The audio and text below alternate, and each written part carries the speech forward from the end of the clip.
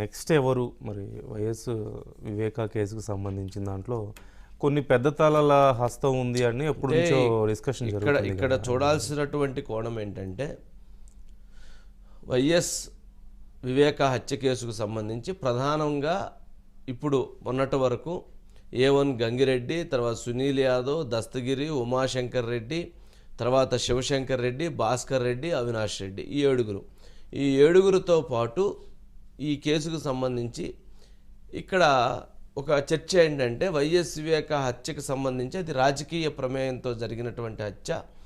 అది ఓన్లీ అక్కడ వివేకా హత్యకు సంబంధించి అది ఎంపీ సీటు కోసం జరిగినటువంటి హత్య. వైఎస్ వివేకాని చంపాలి అంటే లేదా వివేకా మీద దాడి చెయ్యాలి అని అంటే అది పొలిటికల్గా వైఎస్ అవినాష్ రెడ్డి, భాస్కర్ రెడ్డి పాత్రలతో జరిగేటువంటి అంశం కాదు. దీనికి మరికొందరి ప్రమేయం లేదా మరికొందరి సహకారం లేదా మరికొందరి ఆమోదం ఇలాంటివి ఏమైనా ఉండాలి.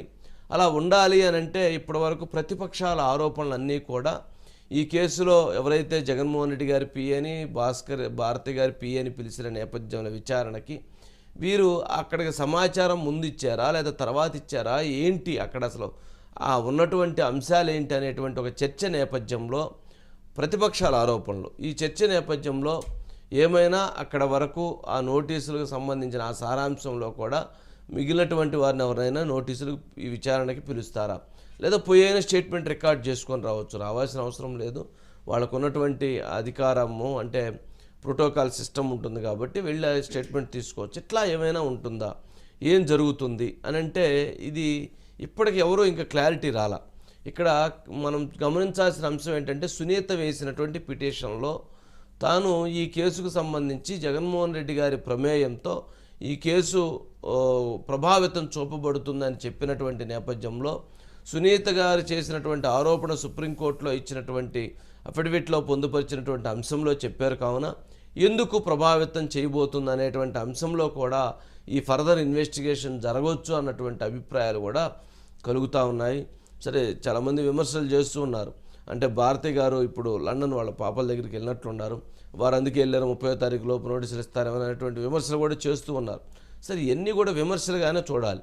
కానీ క్లారిటీ ఏంటంటే సిబిఐ వేసేటువంటి అడుగులను బట్టి వాళ్ళు తీసుకున్న నిర్ణయాన్ని బట్టి ఆ రోజు ఏదైనా స్టెప్ జరిగితే ఈ స్టెప్ జరిగిందని మాత్రమే చూడాలి. అయితే ఇప్పటి వరకు ఎవరైతే అధికార పార్టీ ఓడిపోయింది, వైఎస్ఆర్సీపీ పార్టీ ఓడిపోయింది.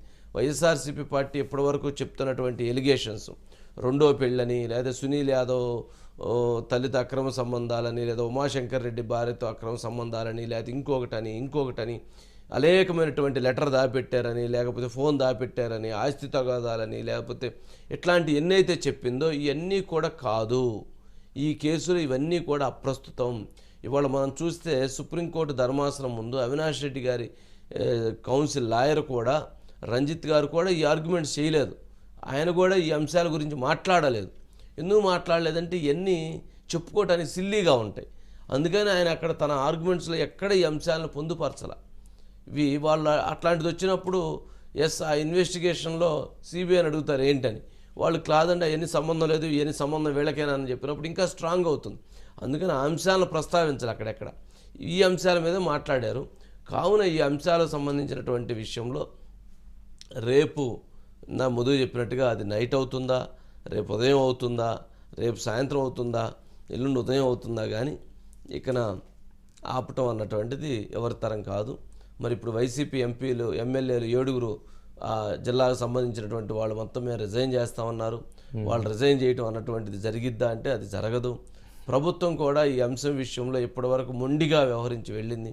ఇప్పుడు మరి అదే స్థాయిలో వాళ్ళు ఇంకా అదే బలంగా మొండిగా వ్యవహరిస్తారా లేకపోతే ఈ కేసు విషయంలో మరొక రూట్ ఎదుర్కొంటారా అంటే వాళ్ళకి మరో మార్గం లేదు. ఈ కేసులో గుడ్డిగా అవినాష్ రెడ్డిని సపోర్ట్ చేయాల్సిందే.